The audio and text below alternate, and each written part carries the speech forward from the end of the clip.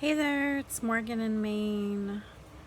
I just wanted to, I've been thinking about this for a really, really long time. I've been wanting to share,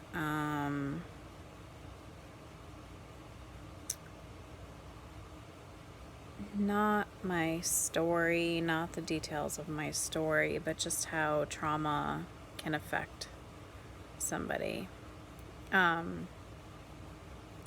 So when I was in high school, I had some things happened to me that were traumatic enough that I reached out to friends, and when I told them my story, I don't think that I was really.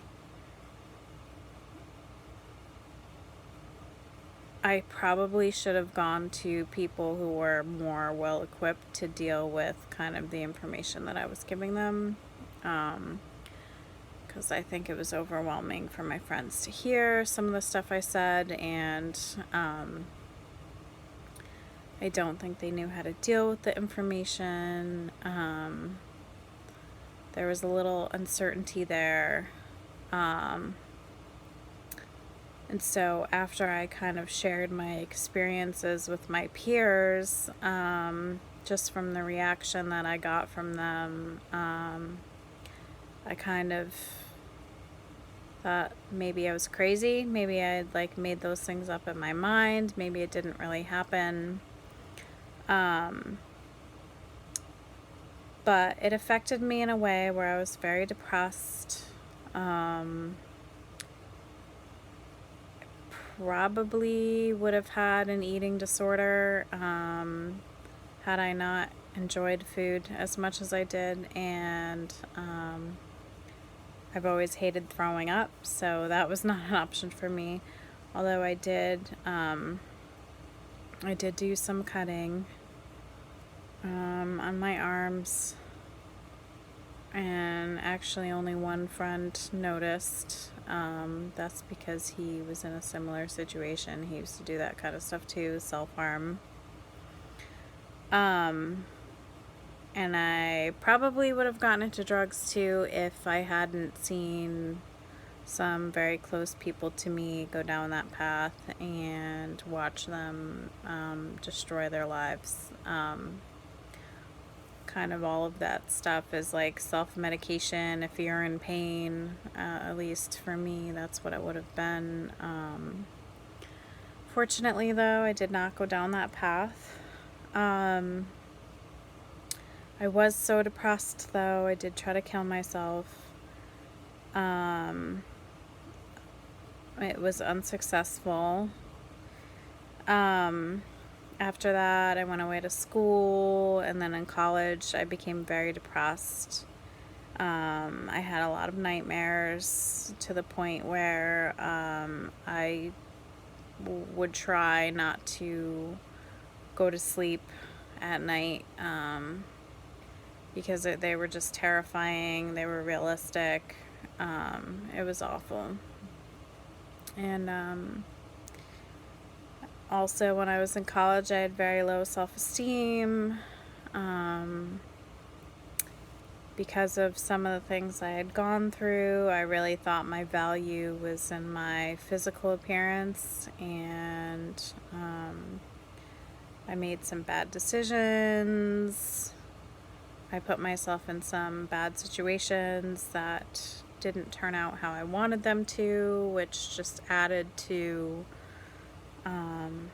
the trauma and the negative self-image, low self-esteem. Probably drank a little more than I should have during that time. After college, I did have a couple of relationships that weren't great. And then after that, I moved to Maine, and I ended up meeting my husband. And that's good. But I find that when people don't experience trauma firsthand, it's can be really hard for them to understand where you're coming from. It can be very hard to understand kind of the cycles of what that person goes through. So I've heard a lot of like, just move on with your life, don't give your power away, don't let whatever's happened to you like affect you, put it out of your mind. But the thing about trauma is, like, if you experience it at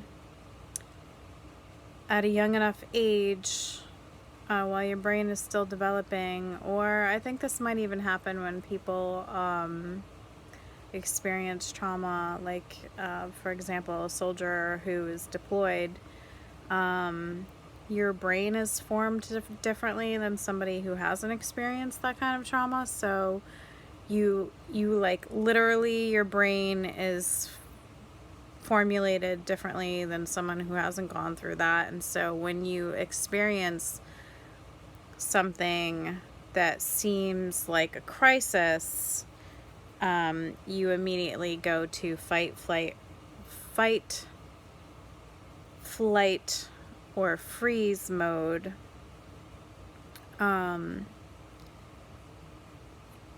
And like, say, things that might not seem like a big deal to somebody else can actually like feel like your world's coming crashing down. It's very complicated.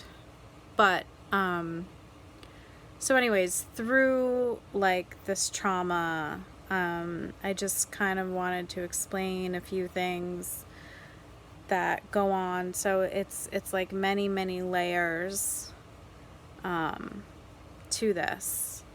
So it's like having the experience in the first place, having your brain form differently, and then as you get older, you might have things that will trigger a bad response. You could have a flashback, you can have night terrors, which I've had. You can go to a place that will trigger that response. You can be around certain people. You can smell something that will remind you of something that's happened. There's a million different triggers that can set you off. It could be a movie, it could be something that somebody says, it can be like this deep-seated memory that you didn't even know that you had. It's so many different things that can trigger this kind of hyper awareness and freaking out, and it's insane. So kind of in order to deal with this stuff, I've gone to several different therapists. I've gone to group therapy, I've done workbooks, I've done online groups, I've reached out to people that I know that have had similar experiences as me. It's funny because like your brain can tell you one thing, like, oh, it wasn't a big deal, whatever, get over it, but your emotions in your brain don't always line up. So I could tell myself until I'm blue in the face not to feel a certain way about something, and I can tell myself that it's nothing, and my brain is okay with that, but my body and my emotions and everything else have different responses than what I want to tell it. So, it's just dealing with that.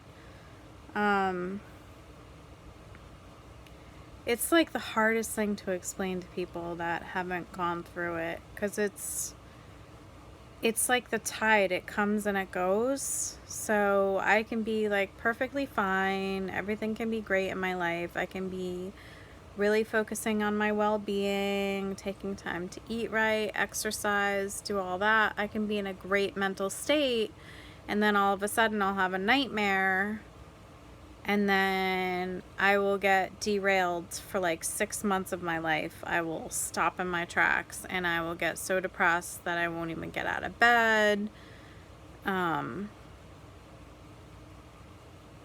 You know, like other people have to help me, like, keep my life together sometimes. I wish there was a way that I could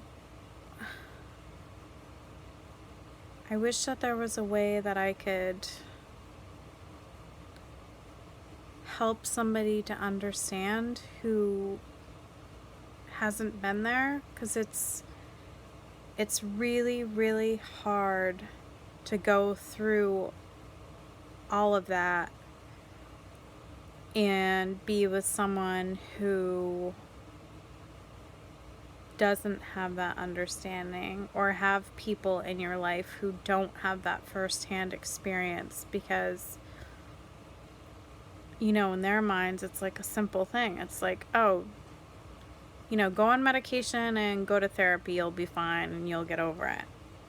But the thing with trauma is, like, it has so many different layers that it's like an endless battle. Honestly, I've been fighting this battle for a really, really, really long time. And it's tiring and it's horrible. And there have been times where I have felt like people believe in heaven and hell, and I have said to people before, I know hell is real because I've actually, like, lived it here on earth. Yeah, like, I've gone through so much pain that I thought I would die. Like, the emotional pain was so intense that I thought I would die. And also, when you go through an experience like this and you share it with other people and you kind of tell your stories or whatever, sometimes you figure out that the people that you thought were going to be in your support group really aren't. So there's dealing with that, which is heartbreaking, honestly. Like, if you ever want to figure out who is actually in your support group, tell them some of your, like, deepest, darkest life stories, secrets, whatever, and you'll see fairly quickly, like, who is actually there to support you. So there's, like, all of that, and then there's also, like, the feelings like you did something wrong. There's, like, this deep-seated shame. There's, oh gosh, like, the feeling like there's something wrong with you, like you're crazy, like you're some kind of target, like you did something that to deserve whatever happened.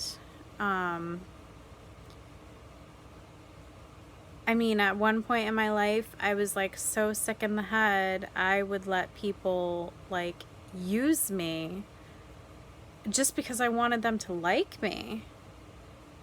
You know, like, it's just, I've grown so much since high school, and it's just sad. It's like a sad thing. There's probably so much more I can say. I guess, like, the biggest things that I would tell anyone who has ever had a traumatic experience is, like, seek out the right people who can really listen, who can support you. And if you're, like, a young person, like I was, trying to tell somebody, make sure that you reach out to the right people, because your peers might not necessarily be able to handle that information. So maybe find a counselor or a teacher or somebody who's like a little older and has more experience that can help you in that way, because it's a terrible feeling to tell somebody things that have gone on and they question it, and then it makes you question yourself, and it like deters the healing process. So there's that, like, make sure you're telling the right person. And the other thing I would say is, like, if you're on the other side of that and you don't have that experience, like, you're gonna have to have a lot of patience, because the thing with trauma is that it just keeps resurfacing and resurfacing, no matter how hard that person works on bettering themselves and healing from whatever situation. It's PTSD. Like, it's because brains have been formed differently, and that's our response. And unless, like, we can learn to actually reformulate our brain and change our responses, it just keeps popping up. So to the person on the other side, you just have to have patience and realize, like, it's not an easy fix. It takes a lot of years, and please don't tell somebody to just get over something, because you can't. Like, you can't just get over things. So hopefully that gives you a better understanding, hopefully. And maybe somebody out there who has been scared to share their story will see this and realize it's okay, and you can have a life after whatever it was, whatever horrible thing you went through. You can get over the hump. I'm not going to say that it gets better forever, because it's one of those things, unfortunately, that you might have to deal with for the rest of your life. But you can learn coping mechanisms and really improve the quality of your life. So I hope this speaks to somebody.